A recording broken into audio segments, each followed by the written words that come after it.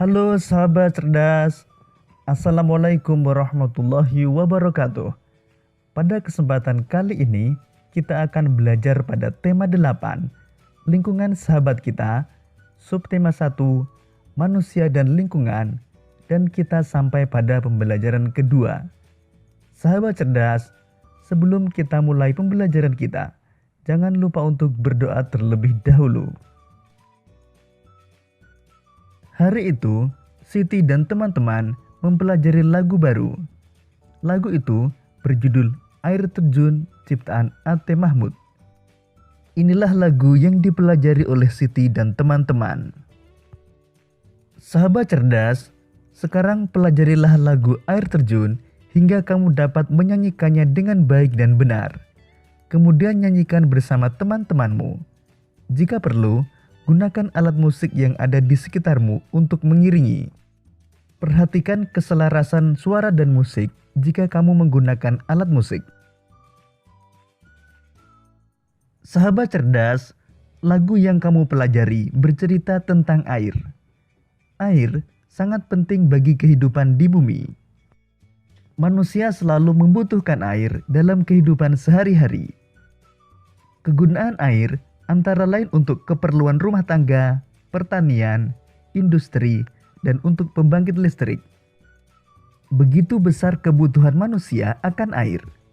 Kita bersyukur air senantiasa tersedia di bumi. Oleh karena itu, manusia seharusnya senantiasa bersyukur kepada Tuhan pencipta alam. Sahabat cerdas, tahukah kalian mengapa air selalu tersedia di bumi? Air selalu tersedia di bumi karena air mengalami siklus air. Perhatikan skema proses siklus air berikut ini. Sekarang mari kita pelajari lebih jauh tentang siklus air.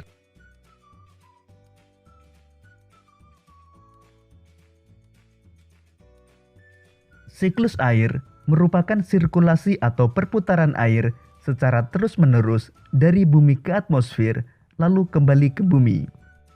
Secara garis besar, siklus air melalui 3 tahapan, yaitu penguapan, pembentukan awan, dan terjadinya hujan. Air di laut, sungai, dan danau menguap karena terkena panas matahari. Proses penguapan tersebut disebut evaporasi. Tumbuhan juga mengeluarkan uap air ke udara akibat panas matahari. Proses penguapan yang berasal dari tumbuhan disebut transpirasi. Uap air dari permukaan bumi akan naik dan berkumpul di udara. Ketika suhu udara turun, uap air akan mengalami pengembunan membentuk titik-titik air. Titik-titik air ini membentuk awan. Proses ini disebut kondensasi. Lalu angin akan membawa awan ke daratan atau dataran tinggi. Titik-titik air di awan selanjutnya akan turun menjadi hujan. Proses tersebut disebut presipitasi. Air hujan akan turun di darat maupun di laut. Air yang berada di sungai akan mengalir ke laut. Namun sebagian air sungai dapat menguap kembali. Air sungai yang menguap membentuk awan bersama dengan uap air dari laut dan tumbuhan. Proses siklus air pun terulang kembali.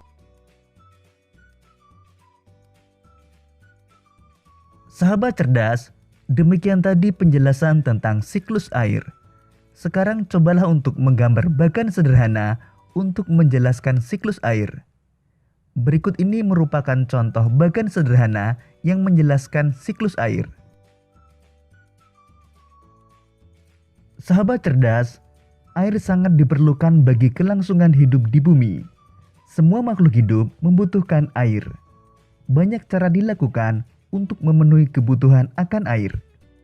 Sekarang mari kita baca cerita tentang air berikut ini. Semut dan beruang. Pada suatu hari, Berry si beruang melihat ke dalam mata air. Berry mengeluh, sepertinya air di mata air ini semakin sedikit saja. Pasti bangsa semut terlalu banyak mengambil air. Berry lalu menundukkan kepala melihat ke tanah dengan teliti. Ah, ia melihat seekor semut hitam berjalan membawa guci mungil di pundak. "Berhenti semut," teriaknya. "Aku tak akan membiarkanmu mengambil air di sumber airku lagi. Kamu sudah terlalu banyak mengambil air. Berhenti atau kucakar kau," ancam Berry beruang. Semut hitam kecil itu tidak memperhatikan teriakan Berry. Ia merangkak ke bawah beberapa helai daun kering. Ia terus berjalan menuju sumber mata air. Berry mencakar dan mengendus daun-daun sambil berteriak, "Tak ada gunanya sembunyi, aku bisa menemukanmu." Semut hitam berteriak dari arah belakang Berry, "Kenapa kamu pelit sekali?" Bayi-bayi semut di lembah semut sangat kehausan. Air di mata air ini kan masih banyak sekali, bahkan masih cukup untuk 1000 rusa. "Dengar kataku," geram Berry sambil membalik tubuhnya. "Aku tak akan memberikanmu air lagi. Semua semut dilarang mengambil air di sini lagi." Semut hitam terdiam sebentar. Lalu katanya, "Apa boleh buat kalau kau sudah memutuskan begitu? Tapi aku tetap akan mengambil air untuk bayi-bayi semut di lembah." Berry beruang sangat marah. Namun semut hitam sudah menghilang lagi ke bawah daun-daun kering. Berry mencarinya, tetapi ia tidak melihat apa-apa di rumput. Akhirnya ia kembali dengan jengkel ke sarangnya di dekat pohon oak. Semut-semut yang haus menunggu di lembah semut. Setelah menunggu cukup lama, akhirnya mereka berbaris menuju mata air. Salah satu semut melihat guci air milik semut hitam yang tergeletak di jalan. Pasti semut hitam mendapat masalah. "Lihatlah, ini gucinya." Tapi dia tidak tampak. Mereka memungut guci itu dan terus berjalan. Saat itu, seekor kelinci mengintip dari balik semak. Kelinci itu mengangkat telinganya dan berbisik, "Jangan pergi ke mata air itu. Pulanglah, kalian dalam bahaya." Berry sedang marah. Ia bilang air di mata airnya berkurang. Ia akan mencakar semut-semut yang berani mengambil air dari mata airnya. Akan tetapi, semut-semut itu tidak takut. "Mana beruang itu sekarang?" tanya mereka. "Ia sedang di rumahnya beristirahat," jawab kelinci. Semut-semut itu berbaris seperti tali sepatu di rumput. Mereka melihat seekor tupai duduk di pohon dan bertanya, "Apa kami sedang berjalan tepat ke arah sarang beruang?" Ya, ini memang jalan ke arah sarangnya," jawab tupai. "Tapi sebaiknya kalian balik ke rumah." Berry beruang dari tadi berteriak terus. Katanya, kalau kalian mengambil air dari mata airnya, ia akan mencakar kalian. Akan tetapi, semut-semut itu tak mau kembali. Mereka terus berbaris seperti tali sepatu di tanah. Hari hampir malam ketika mereka tiba di depan pohon oak tua. Mereka melihat sekeliling dan menemukan sebuah retakan di tanah. Mereka masuk ke dalamnya dan mulai menggali sebuah lubang. "Apa yang kalian lakukan? Kenapa kalian menggali?" tanya tikus tanah yang merasa terganggu dari tidurnya. "Kami ingin menangkap Berry beruang. Kami sedang membuat jebakan untuknya," kata para semut. "Bahaya sekali," seru tikus tanah. "Dia pasti sudah menangkap semut hitam saudara kami. Ia juga berniat mencakar kami hanya karena kami mengambil air dari mata air," kata semut-semut. "Aku akan menolong kalian menggali di bawah sarangnya. Aku pernah hampir tertangkap dia dahulu." Seharian itu, para semut dan tikus tanah menggali lubang di bawah sarang Berry. Mereka terus menggali selama 10 hari. Berry beruang sama sekali tidak curiga. Suatu malam di hari ke-10, Berry beruang kembali ke sarangnya dengan hati gembira.